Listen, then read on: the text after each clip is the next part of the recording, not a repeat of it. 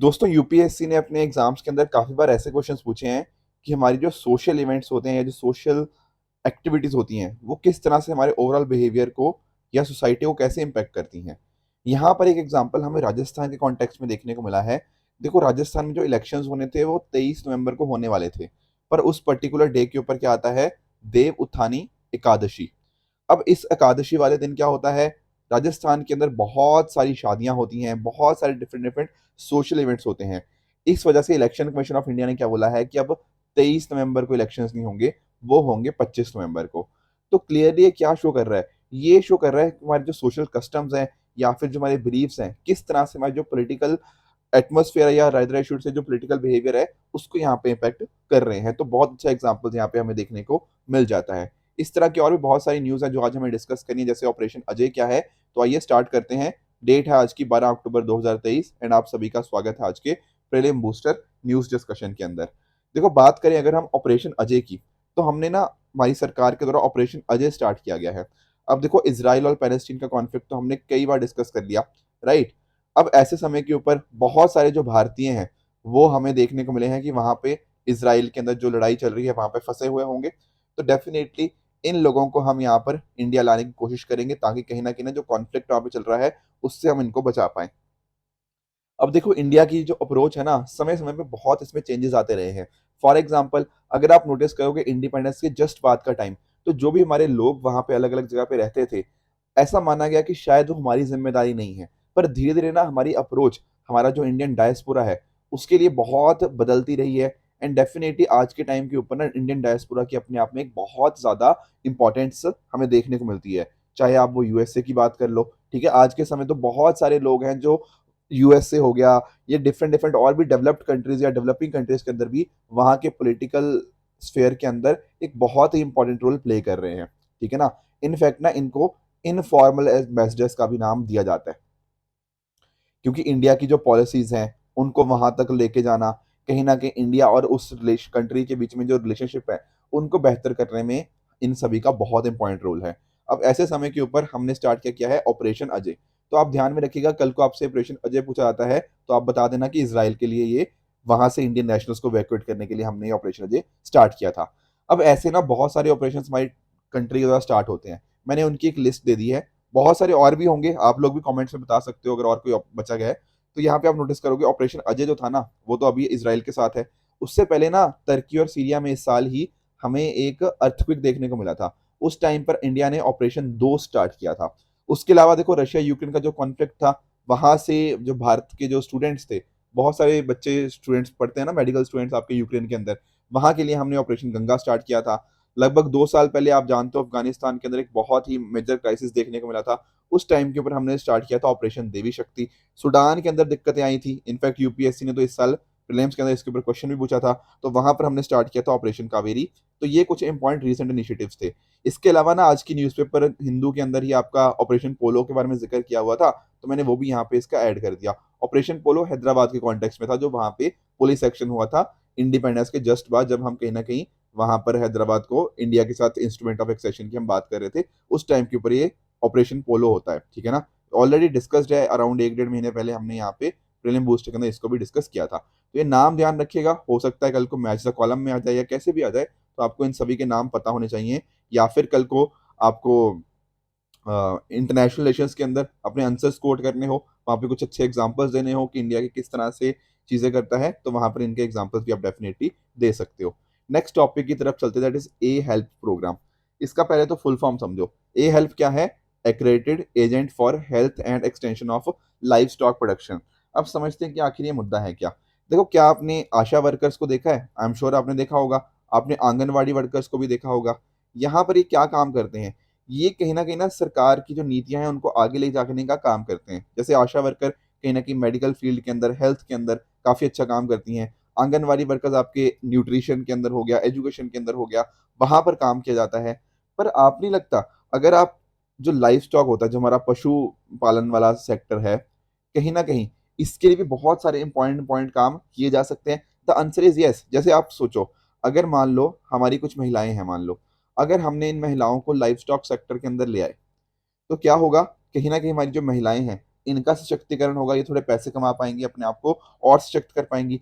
At the same time ये life stock sector का भी तो फायदा होगा। कैसे? जैसे फॉर एग्जाम्पल जो पशुओं को कहीं ना कहीं बीमारियां होती हैं, उन बीमारियों का स्प्रेड रोकने के अंदर हम यहाँ पे काम कर सकते हैं।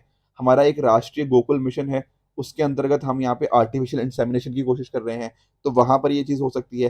Plus at the same time life stock sector के अंदर हम जैसे इंश्योरेंस की बात करते हैं, उनके अंदर यहाँ पे ये महिलाएं काम कर सकती हैं। साथ में ही इनकी टैगिंग हो गया, इनको टैग्स वगैरह लगाने हो गया, ताकि ये सारी अलग अलग काम होंगे ना, यहाँ पर काम किया जा सकता है। एक्चुअल में होता है क्या ना, आज के समय अगर आप नोटिस करो, एक होते हैं आपके जिनके पास लोगों के पास जिनके पास कुछ पशु होते हैं, और एक होता है यहाँ पे वेटनरी सर्विसेज। अब दोनों के बीच ना गैप बहुत ज्यादा है, कहीं ना कहीं इस गैप को हमें खत्म करना पड़ेगा, तभी ये जो लोग हैं ना इनको इस तरह की वेटनरी सर्विसेज मिल पाएंगी। Getting it? तो वो गैप कौन फिल करेगा? ये ए हेल्प वाले। समझ पाए? जैसे आशा वर्कर्स और आंगनवाड़ी वर्कर्स कहीं ना कहीं कुछ गैप को फिल करती है ना, वही यहाँ पे जो महिलाएं हैं, इनको क्या बोला जाएगा? पशु सखी। सखी होता है दोस्त, तो पशुओं की दोस्त बनके ये एक तरह से जो गैप है ना इसको फिल करने की कोशिश करेंगी। तो ध्यान रखिएगा ए हेल्प का अर्थ क्या है। डायरेक्टली क्वेश्चन आ सकता है कि ए हेल्प प्रोग्राम किसके साथ लिंक्ड है। डेफिनेटली आप बता दीजिएगा ये लाइफ स्टॉक सेक्टर के साथ लिंक्ड है। अब लॉजिकली आप सोचो कि कौन सी मिनिस्ट्री यहाँ पे इन्वॉल्व हो सकती है। देखो, it is obviously department of animal husbandry and dairying, वहां पे इसने यहाँ पे लॉन्च किया है। ये ध्यान रखने की जरूरत नहीं है कहाँ पर लॉन्च किया है, क्योंकि अलग अलग स्टेट्स में लॉन्च हो रहे हैं, कभी उत्तराखंड के अंदर, कभी झारखंड के अंदर। मेजर मुद्दा था कि ए हेल्थ प्रोग्राम आखिर होता क्या है, कहीं ना कहीं महिलाओं का यहाँ पे सशक्तिकरण हो रहा है। ठीक है सर, अगले टॉपिक की तरफ चलते, that is India and China date. यहाँ पर देखो, आईएमएफ ने ना एक बात बोली है, कल भी हमने आईएमएफ के बारे में डिस्कशन किया था। इन्होंने बात करी कि इंडिया का जब जो कर्जा है ना, वो भी कहीं ना कहीं चाइना की तरह ही है। चाइना का कर्जा भी बहुत ज्यादा है, इंडिया का कर्जा भी बहुत ज्यादा है। पर कहीं ना कहीं अगर आप नोटिस करोगे, मतलब बहुत ज्यादा नहीं बोलूंगा, बट ज्यादा ही है, थोड़ा ऐसा मानो। तो यहाँ पर क्या है ना, जो रिस्क एसोसिएटेड है दोनों के, वो बहुत बदलाव है, उनमें बहुत सारे फर्क देखने को मिलते हैं। जैसे फॉर एग्जाम्पल अगर आप नोटिस करो, चाइना का डेट कितना है? उनकी जीडीपी का 83%। इंडिया का डेट कितना है? 81.9% अभी के टाइम देखने को मिल रहा है। पेंडेमिक के पहले कितना था? पेंडेमिक के पहले इंडिया का 75% था, तो ज्यादा उस टाइम भी था, बट कहीं ना कहीं पेंडेमिक के बाद ये और बढ़ गया। साथ में अगर आप नोटिस करोगे, इंडिया का डेफिसिट देखो 8.8% होने वाला है। आई एम श्योर आपको डेफिसिट के बारे में पता होगा। तो एक्चुअल में क्या है ना, इंडिया की इंटरेस्ट पेमेंट काफी ज्यादा हमें करनी पड़ेगी, इस वजह से इंडिया का खर्चा यहाँ पे देखने को मिल जाएगा। अब क्या फर्क क्या है सर इंडिया और चाइना के डेट के बीच में? देखो, पहली बात तो ये समझो कि इंडिया का जो ज्यादा डेट है ना, वो लॉन्ग मेच्योरिटी वाला है। कहने का मतलब क्या? हमने लंबे टाइम के लिए यहाँ पे डेट लिया हुआ है, तो कहीं ना कहीं हमें ऐसा नहीं है कि आज ही रिपेमेंट करनी है, तो ये एक अच्छी बात है। ठीक है ना? तो कल को ना, इनफैक्ट कल को क्या, 2019 में आई थिंक यूपीएससी ने यही क्वेश्चन पूछा था कि इंडिया का जो ज्यादा डेट है वो शॉर्ट टर्म डेट है या लॉन्ग टर्म। तो बिल्कुल आप बोलिएगा कि लॉन्ग मेच्योरिटी वाला इंडिया का ज्यादा डेट है, तो फ्रीक्वेंट रिन्यूअल की कोई ज्यादा जरूरत हमें है नहीं। दूसरी बात एक्चुअली नोटिस करो, दैट इज कि हमारा जो डेट है ना, वो डोमेस्टिक करेंसी के अंदर बहुत ज्यादा है, फॉरेन करेंसी के अंदर बहुत कम है। अब आप खुद सोचो, अगर मान लो एक बंदा है, इसने कर्जा लिया है अपने घर से, और एक बंदे ने मान लो इसने लिया है कर्ज किसी दूसरी कंट्री से। अब इंडिया से अगर कर्जा लिया है तो देना बहुत आसान है। आसान है यार, अदर शुड से रुपये के अंदर ही ट्रांजैक्शन हो रही है ना सारी, तो कोई दिक्कत नहीं है। कल को यहाँ पे मान लो हम यूएसए से डेट लेते हैं, या यूएसए की कहीं से, मतलब बाहर से डेट लिया बेसिकली, तो क्या आपको नहीं लगता ये डेट हमें वापस रीपे करना पड़ेगा यूएस डॉलर के अंदर? अब कल को हो सकता है, जैसे आज मान लो $1 83 है, एग्जांपल लेके चल रहा हूँ, कल को $1 100 हो सकता है, कुछ भी हो सकता है उसकी वैल्यू। तो कहीं ना कहीं ना हमारी जो डेट रिपेमेंट जो ऑब्लिगेशन है, जो पास पैसा वापस करना है, कहीं ना कहीं वो वैल्यू बहुत ज्यादा बढ़ सकती है, क्योंकि एक्सचेंज रेट के अंदर फ्लक्चुएशन आने की पॉसिबिलिटी एक बहुत ज्यादा होती है। तो यही सारे रिस्क इंडिया के केस में नहीं है, क्योंकि पहली बात तो इंडिया का डेट कौन सा है? लॉन्ग मेच्योरिटी वाला डेट है, एंड साथ साथ इंडिया का ज्यादातर डेट है वो डोमेस्टिक करेंसी है। इस वजह से इंडिया की हालत उतनी खराब नहीं है जितनी कहीं ना कहीं हमें लग रही होगी। पर यहाँ पर आईएमएफ ने एक कंसर्न रेज किया है, वो है भारत के राज्य, इंडिया के जो अलग अलग स्टेट्स हैं। जैसे फॉर एग्जांपल पंजाब का अगर आप कर्जा देखोगे, तो पंजाब का कर्जा बहुत ज्यादा है। कुछ और स्टेट्स भी हमें यहाँ पे देखने मिलती है, केरला हो गया, तमिलनाडु हो गया, राजस्थान हो गया, बिहार हो गया। काफी सारी स्टेट्स है इस तरह की, मतलब जहाँ पे कर्जा हमें आज के समय के ऊपर बहुत ज्यादा देखने को मिलता है। इवन हरियाणा का भी कुछ नंबर हाई ही था। तो इस तरह से डिफरेंट डिफरेंट स्टेट्स तो बहुत ज्यादा ना, एक तरह की जो फ्रीबी वाली पॉलिटिक्स हो रही है ना, वो थोड़ी चीज गलत हो रही है कि आप सिर्फ वोट लेने के लिए लोगों को कुछ भी देते रहो, ये भी फ्री, वो भी फ्री, वो भी फ्री। ठीक है, तो कहीं ना कहीं वहां से स्टेट्स की जो हालत है ना, वो थोड़ी सी खराब यहाँ पे हमें देखने को मिलती है। बाकी आप डेट टू जीडीपी रेशियो के बारे में जानते ही होंगे। ठीक है ना? डेट टू जीडीपी, देखो नाम से ही क्लियर है, डेट टू जीडीपी रेशियो मतलब ऊपर आप लिखोगे कितना कर्जा है डिवाइड बाय टोटल जीडीपी कितनी है। तो कहीं ना कहीं इंडिया का ये थोड़ा पुराना डेटा है, अब आज के टाइम के ऊपर 81.9% हो गया है, पर कहीं ना कहीं जितना कम हो ना उतना अच्छा हमें देखने को मिलता है। तो जैसे ना हमें ना कभी भी ये नहीं कंपेयर करना कि भैया किसी देश का कर्जा कितना है, क्योंकि देखो हो सकता है जैसे फॉर एग्जांपल आप सिंगापुर के साथ मान लो इंडिया को कंपेयर करो, तो सिंगापुर अपने आप में एक बहुत छोटी कंट्री है, ठीक है ना, मतलब एज कंपेरिजन तो सिंगापुर का हो सकता है कर्जा बहुत कम हो, पर हमें कंपैरिजन करना है डेट टू जीडीपी। तो यहां से हमें एक प्रॉपर एस्टिमेट मिलता है, क्योंकि जीडीपी इंडिया की बहुत ज्यादा है, तो कंपैरिजन उस हिसाब से होना चाहिए डेट टू जीडीपी रेशियो, जो कि हमने यहाँ पे देखा भी है। तो जितना कम होता है उतना कहीं ना कहीं हमें फायदेमंद यहाँ पे देखने को मिल जाता है। बाकी अगर आप और कंट्रीज देखो ना, जैसे जापान, ग्रीस, इनका कर्जा मतलब डेट टू जीडीपी रेशियो इनकी एक्चुअल में बहुत ज्यादा हाई है। तो इंडिया की मतलब इंडिया का डेट ज्यादा है, इसमें कोई शक की बात नहीं है, पर बाकियों के कंपैरिजन में अगर आप नोटिस करोगे हमारा फिर भी हम ठीक जगह के ऊपर है। और जितनी कम ये कहीं ना कहीं रेशियो होती है, उतनी ही कंट्री की अच्छी कैपेबिलिटी होती है कि वो अपनी जो बोरोइंग्स हैं, जो उसने कर्ज लिया हो, उसको वो रीपे कर पाए। ठीक है, अगले टॉपिक की तरफ चलते हैं, that is CAQM, commission for air quality management. अब इस मुद्दे को समझो कि आखिर ये मुद्दा क्या है। देखो दिल्ली के एयर पोल्यूशन की बात हो रही है, ध्यान रखना यहाँ सिर्फ दिल्ली नहीं है, दिल्ली के आसपास के एडजॉइनिंग एरियाज की भी बात हो रही है। देखो आप खुद सोचो, ऐसा थोड़ी है कि दिल्ली में जो पोल्यूशन होता है वो सिर्फ दिल्ली के लोग कर रहे हैं, नहीं, आसपास के एरिया से भी इधर उधर का पोल्यूशन होता ही है। ठीक है, ऐसा थोड़ी कह सकते हैं कि हाँ यार ये बाउंड्री है दिल्ली की, तो दिल्ली के अंदर ही बस एफर्ट्स लो आप, उससे एयर क्वालिटी ठीक हो जाएगी, नहीं, आपको आसपास के एरियाज को भी इन्वॉल्व करना पड़ेगा। अब आपका सवाल होगा कि सर यहाँ पर जो एडजॉइनिंग एरिया लिखा है, आसपास के एरियाज लिखा है, कौन कौन से एरियाज की आप यहाँ पे बात कर रहे हो। देखो यहाँ पर ना आपकी जो आसपास की जो चार पड़ोसी राज्य हैं, दैट इज आपका जो पंजाब हो गया, आपका राजस्थान हो गया, आपका यूपी हो गया, एंड साथ ही साथ आपका जो हरियाणा हो गया, यहाँ पर इन चारों राज्यों को भी यहाँ पे इंक्लूड किया जाता है। तो यहाँ पर क्या है ना, दिल्ली के साथ साथ ये जो चार राज्य हैं, ये सारे मिलकर आपस में अच्छे से कोऑर्डिनेशन करते हैं, रिसर्च करते हैं, प्रॉब्लम्स जो है कहीं ना कहीं एयर क्वालिटी को कैसे बेहतर करना है, वो सारी चीजें मिलकर करी जाती हैं। क्योंकि मिलकर अगर आप पॉलिसीज बनाओगे, कहीं ना कहीं पूरे एरिया को हम अच्छे से इन्वायरमेंट को वहां पे हम साफ रख पाएंगे। तो यही एक कमीशन है, commission for air quality management, CAQM, जो ये सारी चीजें करता है, ताकि आपस में चारों राज्य और साथ साथ जो दिल्ली है, ये सारे मिलकर आपस में काम करें और कहीं ना कहीं वहां पे एयर क्वालिटी को मेंटेन करें। अभी क्या हुआ है, अभी सुप्रीम कोर्ट ने ना इनसे एक रिपोर्ट मांगी है कि बताओ भैया आप क्या क्या स्टेप्स ले रहे हो, क्या आगे का क्या प्लान है, वो सारी बातें। अब ध्यान रखने वाली बात यह है कि ये जो कमीशन है ना, ये एक स्टेचुटरी बॉडी है। हमने पहले एक ऑर्डिनेंस लेके आए थे 2020 के अंदर, फिर बाद में ऑर्डिनेंस के वो एक्ट बन गया, CAQM एक्ट 2021। तो उस एक्ट के अंतर्गत ये पर्टिकुलर बॉडी को बनाया गया है, तो this is statutory body. Very very important point.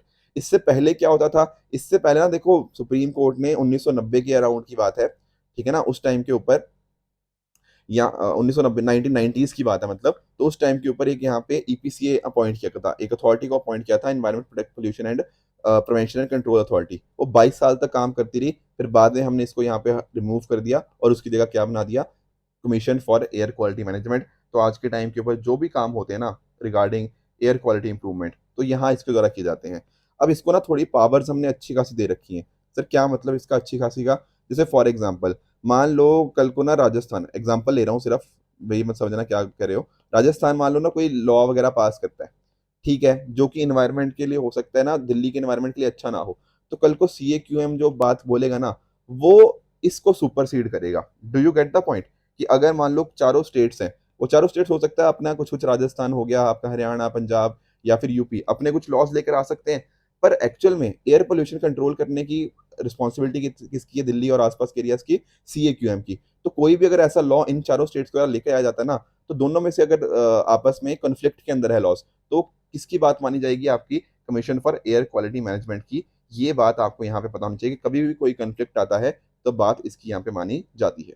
ठीक है, आगे चलते हैं, कार्बन न्यूट्रल रेलवेज के बारे में जान लेते हैं। बहुत ही सिंपल सा टॉपिक है। देखो इंडियन रेलवेज आप जानते हो, इनका मिशन है कि 2030 तक क्या बनना है, कार्बन न्यूट्रल बनना है। कार्बन न्यूट्रल का मतलब क्या होता है, कितना कार्बन जितना आप एमिट कर रहे हो, कहीं ना कहीं आप उतना ही कार्बन अब्जॉर्ब कर लेते हो, तो नेट में कितना बचता है, नेट में जीरो बचता है, तो एक तरह से बैलेंस यहाँ पे बन जाता है।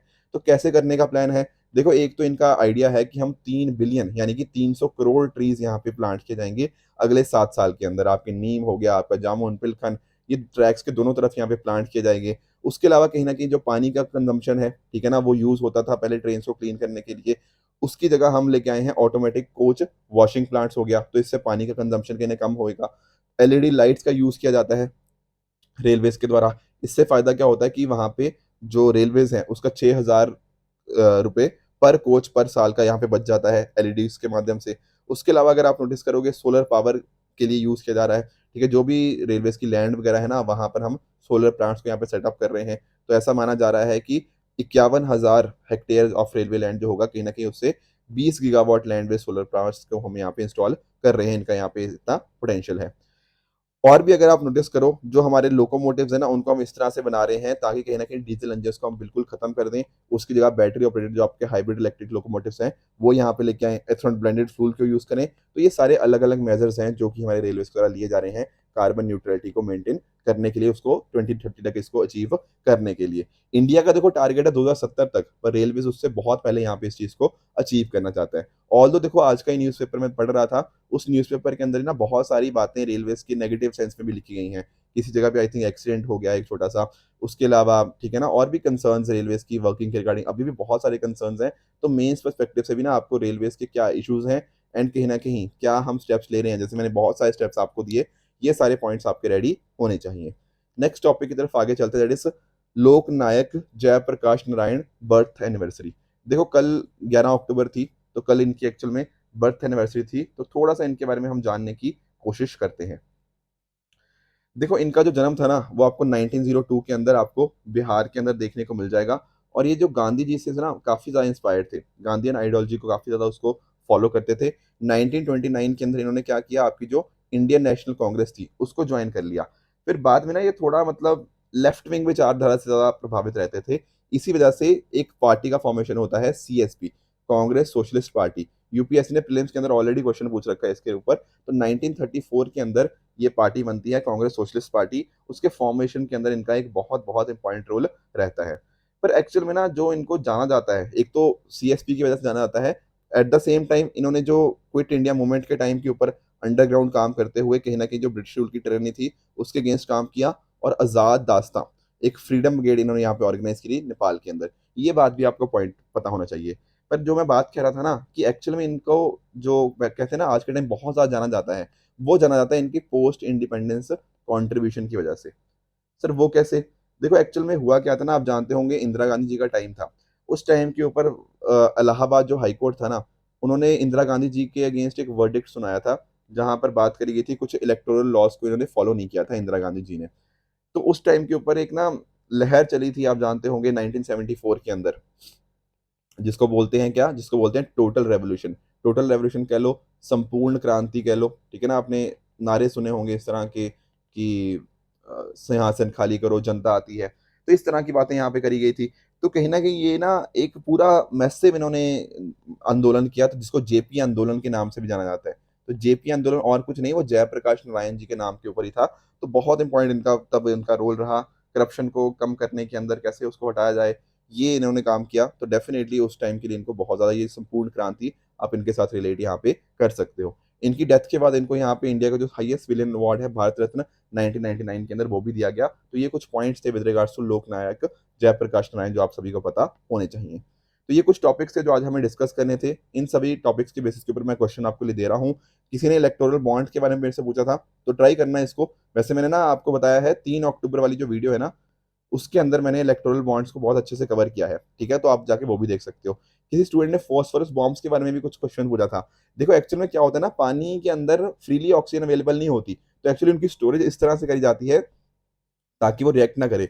ऑक्सीजन के अंदर जब एयर के अंदर होगा तो डायरेक्टली उसको ऑक्सीजन के साथ वो लिंक करेगा एंड अकॉर्डिंगली वो बहुत हैम्पर कर जाता है आपके वहाँ पे लोगों को। तो ये फ़र्क आपको पता होना चाहिए, ठीक है? इसी तरह से एक मैं आपको होमवर्क और दे रहा हूँ, 2023 का नोबेल प्राइज़ इकोनॉमिक्स हमने बहुत अच्छे से सारे के सारे नोबेल प्राइज़ डिस्कस किए, तो प्लीज़ मुझे इसका आंसर बताइएगा। साथ में ही मॉनेटरी पॉलिसी, तो इकोनॉमी से भी एक यहाँ पे हम क्वेश्चन आपके लिए एक होमवर्क रहेगा। कल जो होमवर्क दिया था क्विकली एक बार उसका आंसर मैं आपको बता देता हूँ। एक था पीरियोडिक लेबर फोर्स सर्वे, तो ये कह रहा है एनएसएसओ के द्वारा किया जाता है। देखो अब तो चलो एनएसओ हो गया, ठीक है ना? तो बिल्कुल ये ठीक पॉइंट है। तो एनएसएसओ पुराना नाम था या रादर पुरानी थी, बाद में कंबाइन कर दिया गया। तो आज के टाइम के ऊपर हमें एनएसओ देखने को मिलता है। दूसरा है आईयूआरए, क्या यहाँ पर इसके चाइना मेंबर है? नहीं भैया, चाइना यहाँ पे मेंबर नहीं है, तो आपको चाइना एलिमिनेट कर देना चाहिए था, तो ये स्टेटमेंट फॉल्स हो जाएगा। तीसरा कह रहा है NCDC, national cooperative development corporation 1963 के अंदर स्टैब्लिश हुआ, ठीक है। As a non statutory corporation नहीं, इसके पीछे हमारे पास प्रॉपर एक एक्ट है, तो स्टैट्यूटरी कोऑपरेशन है। कौन सी मिनिस्ट्री के अंदर आती है आज के टाइम के ऊपर? मिनिस्ट्री ऑफ कोऑपरेशन के अंतर्गत। लास्ट स्टेटमेंट पेगासस की बात करें, इजरायली सॉफ्टवेयर है, स्पाईवेयर है सॉरी, तो ये बात भी बिल्कुल यहाँ पे हमारी करेक्ट हो जाएगी। इसके अलावा ना मैंने आपको एक होमवर्क दिया था विद रिगार्ड्स टू सीटीबीटी, तो काफी सारे लोगों ने इसका सही जवाब दिया है। देखो बात करें ना सीटीबीटी की, तो एक्चुअल में यहाँ पे ना तीनों की तीनों स्टेटमेंट सही है। मैं एक्चुअली चाहता था थोड़ी सी आपको ना इन्फॉर्मेशन इंपार्ट करना। तो होता क्या है ना, comprehensive nuclear test ban treaty के अंदर जितनी भी तरह की, हाँ जी बिल्कुल, जितनी भी तरह की न्यूक्लियर एक्सप्लोजन है, चाहे मिलिट्री हो चाहे पीसफुल पर्पसेस के लिए हो, वो सारी की सारी बैन है। तो ये अपने आप में थोड़ी देखने में एक्सट्रीम स्टेटमेंट लग सकती है, पर अपने आप में ये स्टेटमेंट बिल्कुल ठीक है। कॉम्प्रिहेंसिव लिखा ना, तो सारी जगह पे मतलब सब जगह पे ऊपर हमें ये देखने को मिल जाता है कि बिल्कुल बैंड है। दूसरा बात कह रहा है कि जैसे आप सीटीबीटी को साइन करते हो, तो जो स्टेट होती है वो ऑटोमेटिकली मेंबर बन जाती है किसकी? Comprehensive nuclear test ban treaty organisation की। ये बात भी बिल्कुल यहाँ पे करेक्ट है। थर्ड स्टेटमेंट की बात करें कि यहाँ पे कंप्लायंस वगैरह यहाँ पे होता है, बिल्कुल ठीक बात है। एक्चुअल में क्या है ना, इसकी जो कमीशन है जो कि हमें ऑस्ट्रिया वियना के अंदर देखने को मिलता है, ठीक है ना, वो यहाँ पे इसके रिगार्डिंग पूरा जो कंप्लायंस वगैरह का काम है उसके द्वारा देखा जाता है। तो ये सारी चीज़ें भी हमें यहाँ पे पता होनी चाहिए। तो यहाँ पे इसका सही जवाब क्या होगा?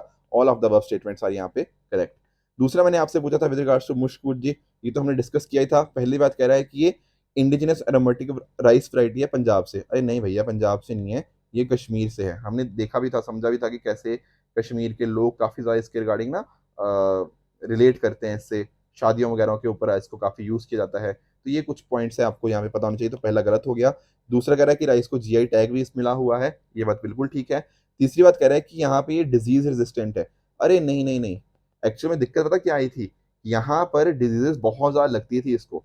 इसी वजह से हमें डर था कि कहीं ऐसा ना हो ये राइस की वैरायटी खत्म ही ना हो जाए। तो डिजीज रेजिस्टेंट नहीं, बल्कि डिजीज तो काफ़ी ज़्यादा लगती थी। पर कहीं ना कहीं वहाँ के लोगों ने बोला नहीं, हम तो कई सदियों से या फिर ऐसा ही कर रहे हैं, हम चाहते हैं इसकी प्रोडक्शन को इम्प्रूव करना, एंड वो इट्स डायरेक्शन में काम भी हो रहा है। आने वाले टाइम के अंदर हम एक्सपेक्ट करेंगे इसकी प्रोडक्शन और भी बढ़ेगी।